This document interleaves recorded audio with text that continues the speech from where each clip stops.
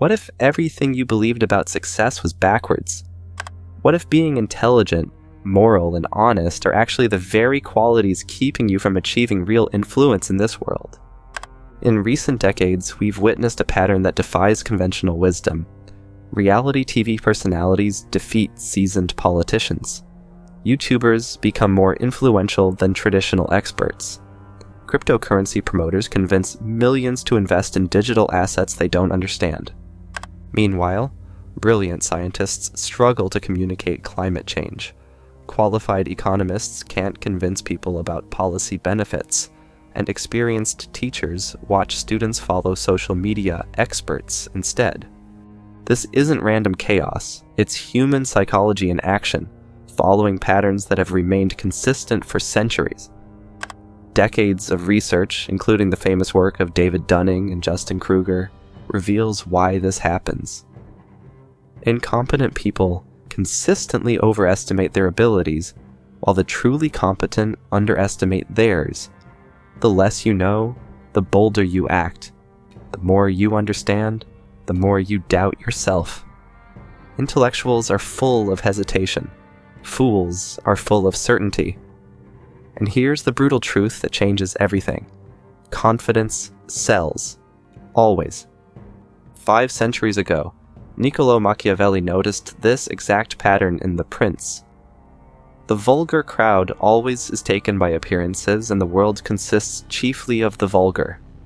Most people judge capability not by results, but by confidence and presentation. In such a world, masters of appearances triumph over masters of reality. But Machiavelli's insights go much deeper than this surface observation, revealing psychological truths that explain why fools consistently outmaneuver the wise. Here's the disturbing paradox that research confirms repeatedly. Highly intelligent people often struggle in leadership roles, while those of moderate intelligence frequently excel in positions of power. This isn't because intelligence is worthless. It's because intelligent individuals see complexity where others see simplicity, creating a fatal hesitation in moments that demand decisive action. When faced with complex decisions, brilliant people consider multiple variables, anticipate various consequences, and recognize potential downsides. They understand competing interests, acknowledge limitations, and see nuance in everything. While this makes them excellent advisors, it creates what psychologists call analysis paralysis, when followers crave certainty and quick direction. They hesitate when circumstances demand boldness, explain when circumstances demand inspiration. Meanwhile, those of moderate intelligence focus on fewer variables and communicate in accessible language. They don't get lost in complexity because they literally cannot see all the complications that paralyze their smarter competitors. Think about any crisis you've witnessed. The person who rises to lead isn't usually the one pointing out all the potential problems and trade-offs. It's the one who says, here's what we're going to do with absolute conviction, even when that conviction isn't entirely justified by the available evidence. Machiavelli captured this dynamic perfectly when he wrote, "Everyone sees what you appear to be, few experience what you really are." Leaders who rise aren't always the smartest. They're those who appear intelligent while avoiding the paralysis that accompanies deep insight. They master the art of sounding profound, without overwhelming their audience with a complexity they themselves might not even fully grasp. Elizabeth Holmes exemplifies this principle taken to its extreme. She wasn't a brilliant scientist, dropping out of Stanford after 2 years with minimal training in blood chemistry or medical technology. Yet she convinced some of the world's most accomplished investors, including former secretaries of state and renowned business leaders, to invest hundreds of millions in fundamentally flawed technology. Holmes understood that appearing brilliant often matters more than being brilliant. She adopted Steve Jobs' signature style, spoke in an artificially deepened voice to project authority, and surrounded herself with prestigious board members who looked impressive but lacked relevant technical expertise. She knew that most people judge intelligence by confidence and presentation, not by actual competence, and she leveraged this understanding with devastating effectiveness. This reveals why the most important skill isn't having the right answers. It's presenting any answer with unshakable confidence. The smartest person in the room often loses to the most confident person in the room, because confidence is immediately visible, while intelligence requires time and expertise to evaluate properly. This brings us to Machiavelli's most chilling insights about human manipulation, which he captured in two interconnected observations that reveal how the most successful people operate. First, there is nothing more important than appearing to be religious. Second, whosoever desires constant success must change his conduct with the times. These aren't separate ideas, they're two sides of the same strategy. The most successful manipulators know people have sacred values they'll defend at any cost, and they know how to appear aligned with those values while subtly shifting their presentation to fit changing circumstances. Consider how this works in practice. When people believe their core values are under threat, they enter what researchers call sacred value protection mode. Normal, cost-benefit thinking stops. They'll sacrifice wealth, safety, and logic to defend what they consider sacred. Those who understand this dynamic can mobilize extraordinary loyalty that outsiders mistake for irrationality, when it's actually a predictable human response to perceived threats. The second part is adaptability. Power players rarely stick to a single rigid image. They adjust which parts of themselves they show. At one moment, they appear humble and service-oriented. Later, they emphasize ambition or strength, framing the shift as growth or pragmatism. This works because of how human memory and psychology interact. People remember recent impressions more vividly than distant ones, and they interpret new information in ways that confirm their existing beliefs. A leader who appeared virtuous 6 months ago can later reveal entirely different motivations, and followers will either forget the earlier behavior or reinterpret it as evidence of strategic thinking rather than deception. Throughout history, leaders have wrapped ambition in the language of moral destiny, whether religious salvation, national greatness, or ideological purity. Their imagery becomes symbolic, even devotional, turning political allegiance into something like faith. Modern counterparts often build secular religions around causes, lifestyles, or cultural identities. Once followers see these as moral imperatives, challenging the leader feels like an attack on their own identity. Today's most sophisticated operators don't win by arguing with opponents. They win by positioning themselves as guardians of their followers' sacred values. As circumstances shift, they adjust tactics while keeping the emotional core intact.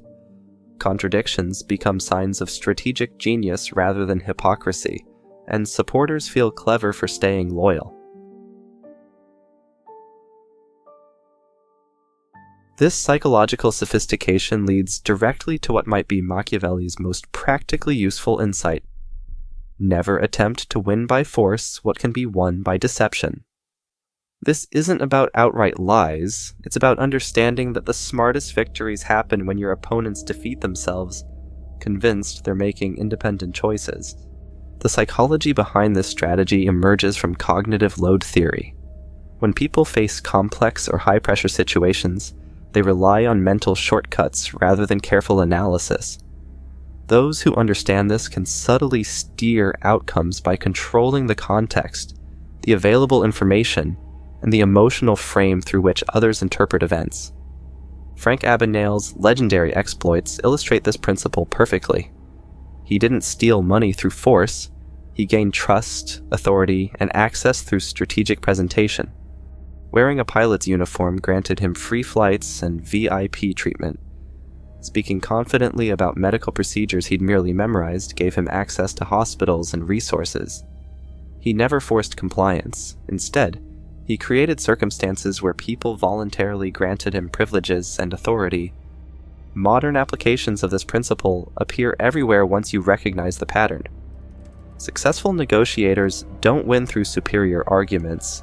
They shape the terms of discussion so that agreeing with them feels like the natural choice. Political campaigns don't convince voters through policy details. They create emotional contexts where supporting their candidate feels inevitable. Technology companies don't force adoption. They design user experiences where engagement feels rewarding rather than manipulated. The most powerful influence happens when people believe they're making independent decisions. This requires understanding not just what people think, but how they think, the mental shortcuts they use, the emotional needs they're trying to meet, and the social pressures they're responding to. Consider how this plays out in high-stakes business negotiations. The amateur tries to win through superior logic or stronger positions. The master shapes the entire context, the setting, the information flow, the sequence of decisions, and the alternatives being considered. By the time formal negotiations begin, the outcome feels predetermined because all the psychological groundwork has already been laid. Machiavelli's most counterintuitive insight into success came in the form of a dated metaphor. Fortune is a woman, and it is necessary, if you wish to master her, to conquer her by force. Stripped of its Renaissance phrasing, it reveals a blunt truth. In competitive arenas, opportunity tends to reward those who move boldly before certainty exists. Perfect information is a mirage. By the time every fact is gathered, the moment of advantage has passed. Acting early not only captures fleeting opportunities, but also generates real-world feedback that no amount of theoretical analysis can match. Take Elon Musk's early gamble with SpaceX. In 2002, aerospace insiders considered private space exploration absurd.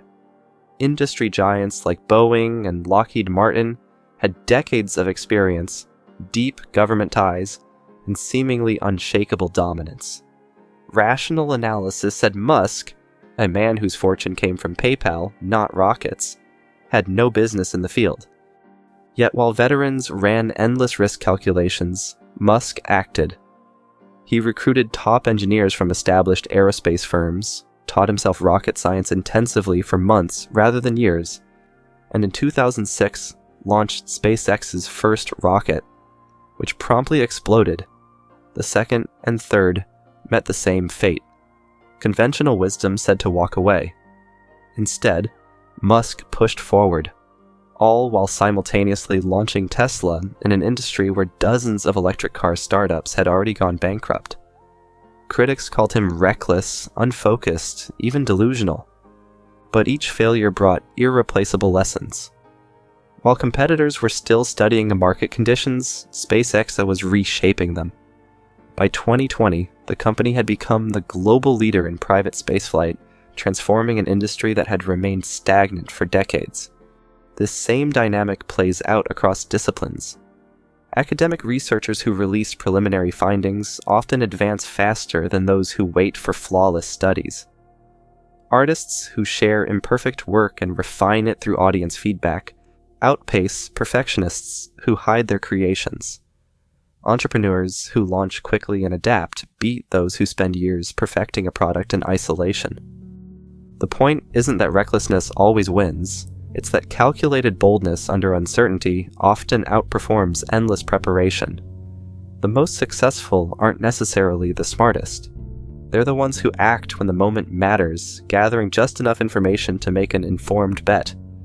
They understand that hesitation is also a decision, often the costliest one. This tolerance for imperfection connects to another of Machiavelli's key insights.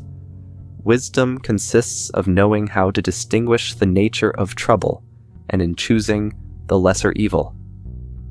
This reveals how strategic people position themselves not as perfect solutions, but as preferable alternatives in situations where all options involve trade-offs. The psychological principle behind this approach is loss aversion. People fear losses more intensely than they value equivalent gains. Someone who can make others focus on avoiding negative outcomes gains support not through inspiration, but through fear of what alternatives might bring. Contemporary figures use this dynamic constantly. They don't spend energy explaining why their approach will create wonderful outcomes. Instead, they focus on why other approaches will create disasters. They position themselves as necessary choices to prevent catastrophe, not inspiring choices to create paradise. The most effective version involves strategic comparison management. By controlling what alternatives people consider, you can make almost any approach seem reasonable.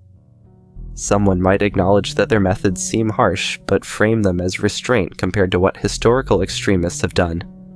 They position their questionable behavior as evidence of moderation rather than cause for concern.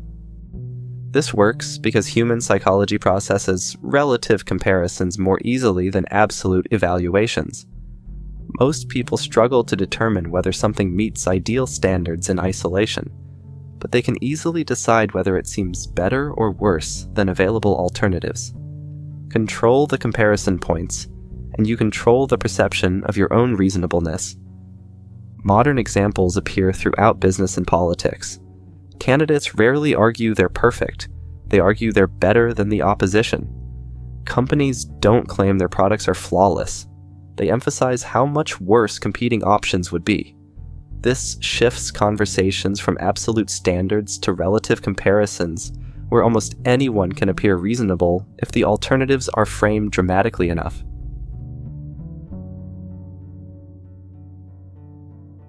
All of these tactics lead to a crucial skill for navigating a world where fools often hold power, learning to identify who you're really dealing with.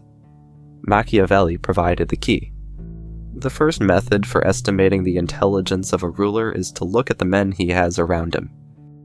The most reliable way to assess anyone's true capabilities isn't listening to their public statements or reading their credentials. It's observing who they choose as advisors and how they respond to disagreement. This reveals whether you're dealing with genuine intelligence disguised as simplicity or actual foolishness disguised as confidence.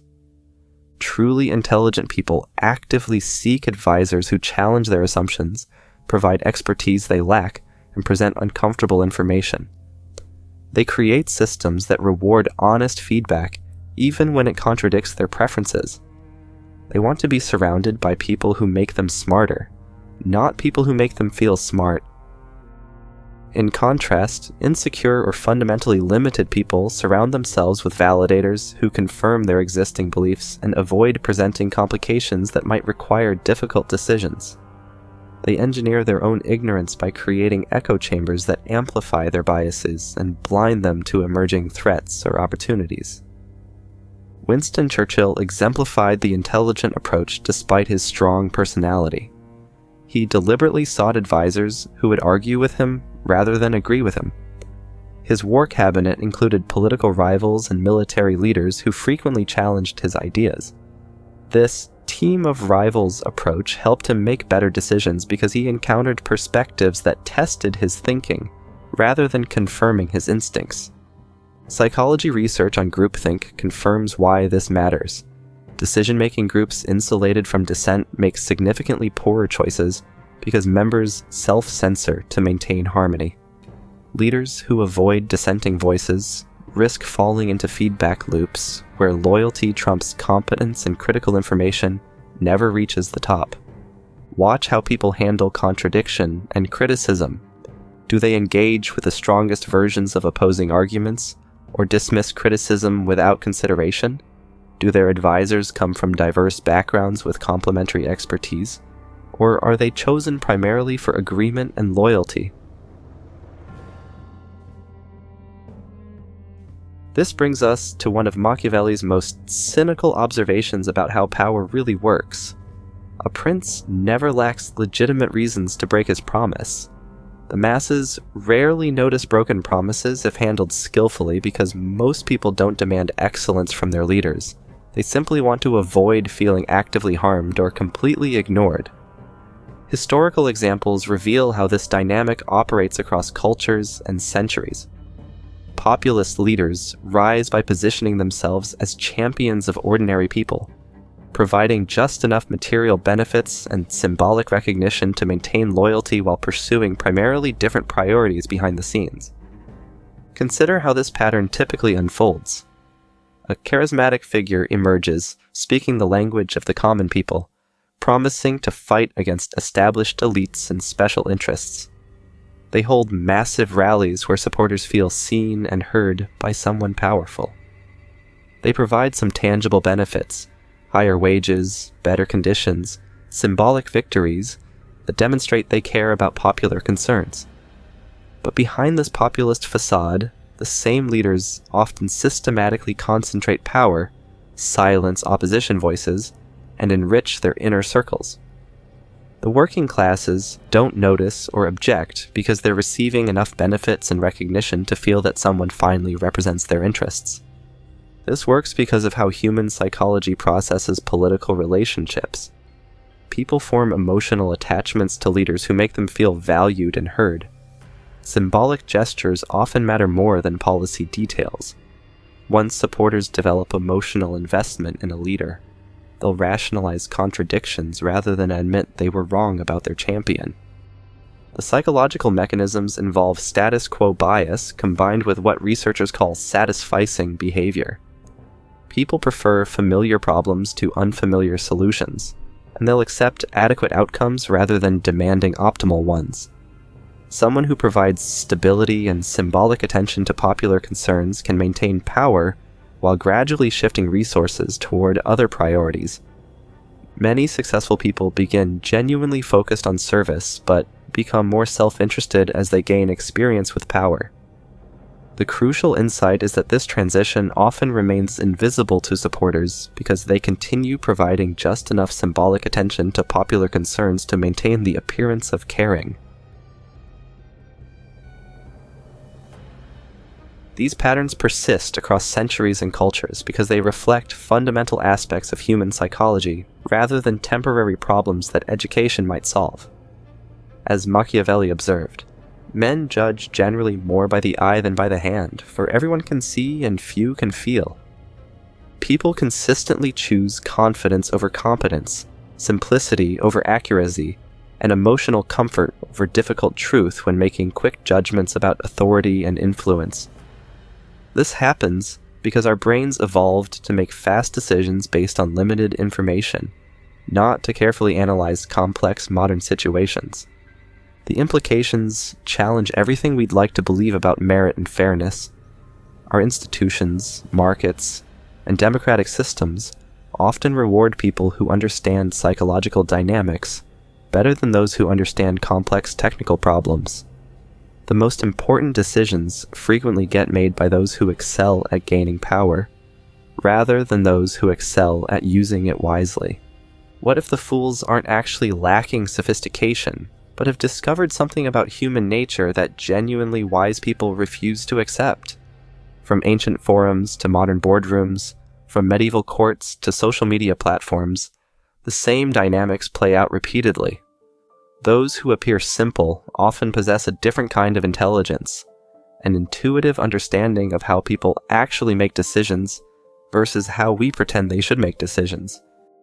Consider how many brilliant scientists struggle to communicate urgent findings about climate change, while influencers with minimal scientific training successfully promote environmental causes. The difference isn't knowledge or commitment, it's understanding how human psychology actually works versus how we wish it worked. This creates a world where good intentions without strategic thinking accomplish little beyond personal satisfaction. The most moral approach often involves learning to communicate truth in ways people can actually receive, rather than ways that make us feel intellectually superior, but fail to create change. The wise person, in Machiavelli's framework, isn't someone who remains pure while others suffer. It's someone who learns to engage with human psychology as it exists, rather than as they wish it existed. They understand that changing the world requires working with human nature, not against it. Those who appear simple don't always lack sophistication. Sometimes they've learned to translate complexity into accessible action while others remain trapped in analysis. The future will continue to be shaped by those who understand the psychology of influence better than the psychology of expertise, because that's how humans actually make decisions about who to follow and what to believe. The question isn't whether Machiavelli was right about human psychology. Centuries of research have confirmed his core observations about how people make decisions about influence and authority. The question is what we do with that knowledge. Machiavelli wrote The Prince not to celebrate ruthless people, but to understand them well enough that ethical people could compete effectively. He wanted principled individuals to have the tools necessary to succeed in a world where unprincipled people often win by default. 5 centuries later, that challenge remains exactly the same. The world needs people who understand both the complexity of problems and the psychology of solutions. Those who can bridge that gap, translating insight into influence and influence into genuine progress, will determine whether human civilization continues advancing or falls into the hands of those who understand manipulation but lack wisdom. This isn't about becoming manipulative. It's about becoming effective in service of something larger than yourself. It's about recognizing that the most ethical approach often involves learning to communicate truth in ways people can actually receive and act upon, rather than ways that preserve your sense of intellectual purity but accomplish nothing. Consider historical figures who combined strategic thinking with ethical goals. Franklin Roosevelt understood that inspiring confidence was crucial during economic crisis, but used that confidence to implement programs that genuinely helped people. Churchill built coalitions through psychological sophistication, but in service of defending democracy against genuine threats. They succeeded not by ignoring human psychology, but by understanding it well enough to guide it toward better outcomes. The strategically simple have always had certain advantages in human social systems, but wisdom combined with strategic insight has occasionally managed to guide their energy toward constructive ends. The question facing anyone who cares about human progress is whether they're sophisticated enough to learn the language of influence while keeping their values intact. Can you become fluent in the psychology that Machiavelli described without losing your commitment to human flourishing? Can you understand how power really works without becoming corrupted by that understanding?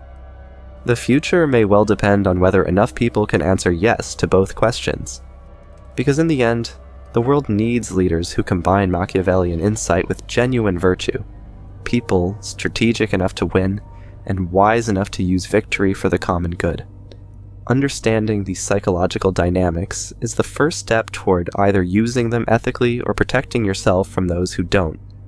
The choice of how to apply this knowledge is yours, but the knowledge itself has become essential for anyone who wants to create positive change in an increasingly complex world. And if you know someone, whether they see the world as you do, challenge your ideas, or even rival them, who might value this perspective, share it. Not to convert them, but to sharpen the conversation. Sometimes the greatest progress begins when opposing minds meet with mutual respect.